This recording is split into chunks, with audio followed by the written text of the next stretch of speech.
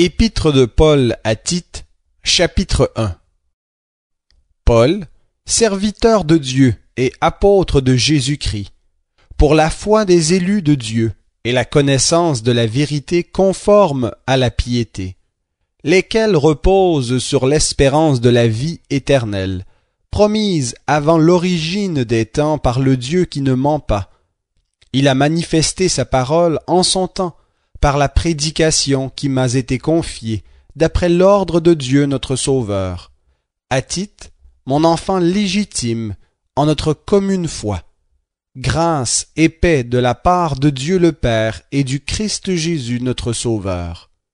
Je t'ai laissé en Crète, afin que tu mettes en ordre ce qui reste à régler, et que, selon mes instructions, tu établisses des anciens dans chaque ville. S'il s'y trouve quelque homme irréprochable, mari d'une seule femme, ayant des enfants fidèles, qui ne soient ni accusés de débauche, ni indisciplinés.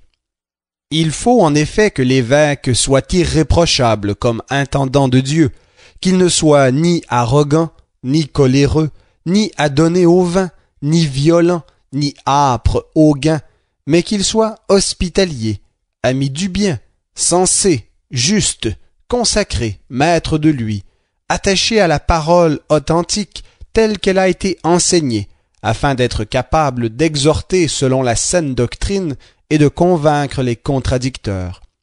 Il y a, en effet, surtout parmi les circoncis, beaucoup d'indisciplinés, de vains discoureurs et de séducteurs, auxquels il faut fermer la bouche. Ils bouleversent des familles entières, en enseignant ce qu'il ne faut pas, pour un gain honteux. L'un d'entre eux, leur propre prophète, a dit « Crétois, toujours menteur, méchante bête, ventre paresseux !» Ce témoignage est vrai, c'est pourquoi reprends-les sévèrement, afin qu'ils aient une foi saine, et qu'ils ne s'attachent pas à des fables judaïques et à des commandements d'hommes qui se détournent de la vérité. Tout est pur pour ceux qui sont purs, mais rien n'est pur pour ceux qui sont souillés et incrédules.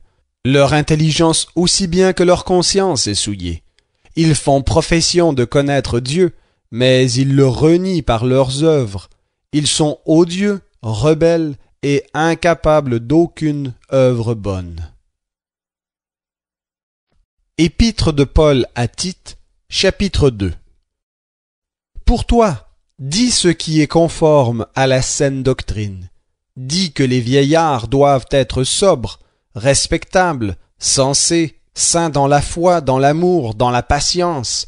Dis que les femmes âgées doivent aussi avoir l'extérieur qui convient à la sainteté, n'être ni médisantes, ni asservies aux excès de vin, qu'elles doivent donner de bonnes instructions, afin d'apprendre aux jeunes femmes à aimer leurs maris et leurs enfants, à être sensées, chastes, occupées aux soins domestiques, bonnes, soumises chacune à son propre mari, afin que la parole de Dieu ne soit pas calomniée.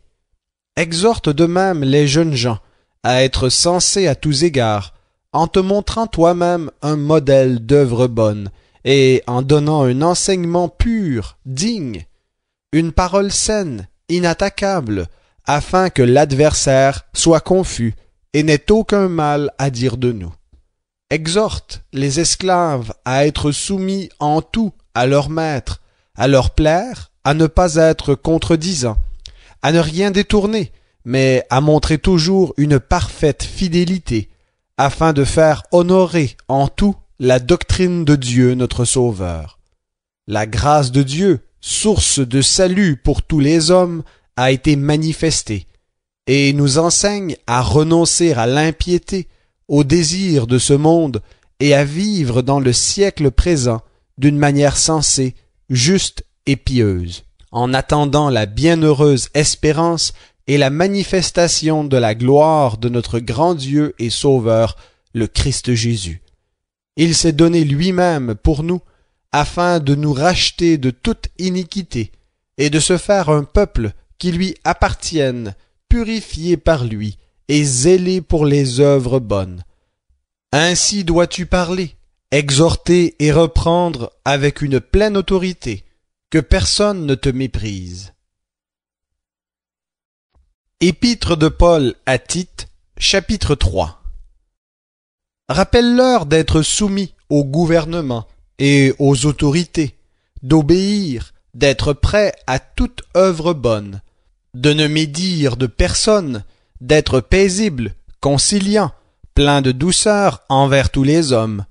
Car nous aussi, nous étions autrefois insensés, désobéissants, égarés, asservis à toute espèce de désir et de passion, vivant dans la méchanceté et dans l'envie, odieux, et nous haïssant les uns les autres. Mais lorsque la bonté de Dieu, notre Sauveur, et son amour pour les hommes ont été manifestés, il nous a sauvés, non parce que nous aurions fait des œuvres de justice, mais en vertu de sa propre miséricorde, par le bain de la régénération et le renouvellement du Saint-Esprit. Il l'a répandu sur nous avec abondance, par Jésus-Christ notre Sauveur, afin que, justifiés par sa grâce, nous devenions héritiers dans l'espérance de la vie éternelle. Cette parole est certaine, et je veux que tu insistes là-dessus, afin que ceux qui ont cru en Dieu s'appliquent à exceller dans les œuvres bonnes. Voilà qui est beau et utile aux hommes. Mais évite les folles discussions, les généalogies, la discorde, les disputes relatives à la loi, car elles sont inutiles et vaines. Éloigne de toi, après un premier et un second avertissement, celui qui cause des divisions, sachant qu'un tel homme est perverti, qu'il pêche et se condamne lui-même. Lorsque je t'enverrai à Artémas ou Tychique, empresse-toi de venir me rejoindre à Nicopolis, car c'est là que j'ai résolu de passer l'hiver. Aie soin de pourvoir au voyage de Zéna, le docteur de la loi, et d'Apollos, en sorte que rien ne leur manque. Il faut que les nôtres aussi apprennent à exceller dans les œuvres bonnes, pour subvenir aux nécessités urgentes afin de ne pas être sans fruit. Tous ceux qui sont avec moi te saluent, saluent ceux qui nous aiment dans la foi. Que la grâce soit avec vous tous.